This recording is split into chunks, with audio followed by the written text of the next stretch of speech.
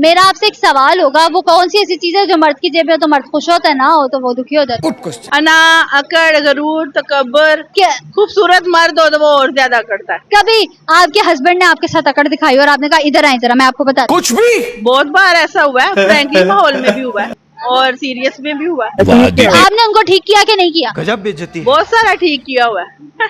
अब वो अकड़ दिखाते हैं कि नहीं दिखाते? ऐसा ठीक किया हुआ है कि उनकी तबीयत खुश हो गई हुई है। देख लो भाई, आप खुश है, राजी बाजी हैं या बस ऐसे ही? अल्हम्दुलिल्लाह, अल्लाह का बहुत बहुत शुक्र है, मैं बहुत खुश हूँ। तो मिस आप बताइएगा, नॉर्वे में रहकर आप एक क्या नाम है हाउस वाइफ है, कोई जॉब क्यों नहीं की? मुझे जरूरत ही नहीं पड़ी। अच्छा हस्बैंड ने करने नहीं दिया, जरूरत नहीं पड़ी? हाँ नहीं, मेरे हस्बैंड, मैं जो शुरू जब मैं गई थी मैंने बताया था कि मुझे जॉब ऑफर्स हो रही हैं, तो मेरे हस्बैंड ने कहा था कि नहीं कोई जरूरत नहीं है तुम्हें। क्यों? तो फिर इस वजह से मैंने जो शादी को कितना अर्सा हो गया?